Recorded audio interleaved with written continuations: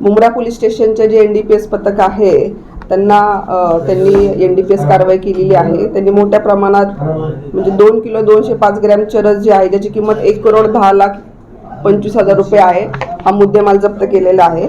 तर मुंब्रा पोलीस स्टेशनचे NDPS सेलचे अधिकारी आहेत सपोनी केदार आणि सपोनी जाधव आणि त्यांचे पथक हे मुंब्रा पोलीस स्टेशन हद्दीत पेट्रोलिंग करत असताना काळसेकर परिसरामध्ये ऐरोली मुंब्रा ब्रिज बोगद्याजवळ त्यांना एका निर्जन स्थळी एक इसम संशयितरित्या उभा असताना दिसला। त्याच्याजवळ गेले असता तो तिथून पळून जाऊ लागला। त्याच्यामुळे त्यांना संशय आल्याने त्यांनी त्याला ताब्यात घेतले आणि मुंब्रा पोलीस स्टेशनचे पोनी पगार यांना तात्काळ घटनास्थळी बोलवले आणि त्यांच्या उपस्थितीत त्यांनी त्याची झडती घेतली असता त्याच्याकडून 2 किलो 205 ग्रॅम चरस ज्याची किंमत 1,10,25,000 रुपये आहे एवढ्या रकमेचा जो आहे अंमली पदार्थ जप्त केलेला आहे।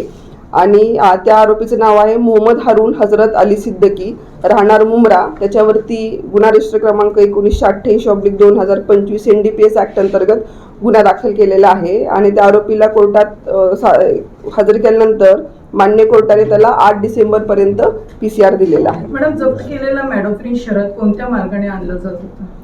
आता हा जो आहे तो जम्मू काश्मीर राज्यातून विक्रीसाठी घेऊन येत असल्याचं आपल्या प्रथमदर्शी तपासामध्ये निष्पन्न झालेला आहे आणि या आरोपी विरुद्ध अजमेर राजस्थान या ठिकाणी देखील गुन्हा दाखल झालेला आहे। आधीचा पूर्वचा रेकॉर्ड आहे आणि याचा देखील आपण अजून तपास करत आहोत। पण अटकेतील जे आरोपी आहे कोणते ट्रक रॅकेटशी जोडलेला त्याचा आपण तपास करत आहोत। तपासासाठी पोलिसांनी किती दिवसापासून ट्रॅक केली?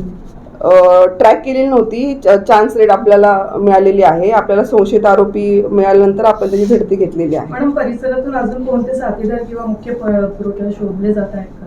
आपण त्याचा शोध घेत आहोत। सध्या तरी एकच आरोपी आपल्या अटकेमध्ये आहे। आणि पुढील तपासाची जी दिशा आहे फॉरेन्सिक व नेटवर्क तपास कशी राबवली जाईल? फॉरेन्सिक तपास आपण जे आहेत रेड केल्यानंतर केलेला आहे आणि त्याचे जे आहे सॅम्पल्स वगैरे आपण तपासण्यासाठी पाठवू आणि त्यानंतर जो रिपोर्ट येईल त्यानुसार पुढील तपास याच्यावर पहिला कुठले गुन्हे दाखल वगैरे आहेत? त्याचा आपण रेकॉर्ड तपासत आहोत। सध्या तरी अजमेर राजस्थान इकडचा त्याच्याकडे गुन्हा आहे एवढा आपल्या तपासात निष्पन्न झालेला आहे। Thank you ma'am.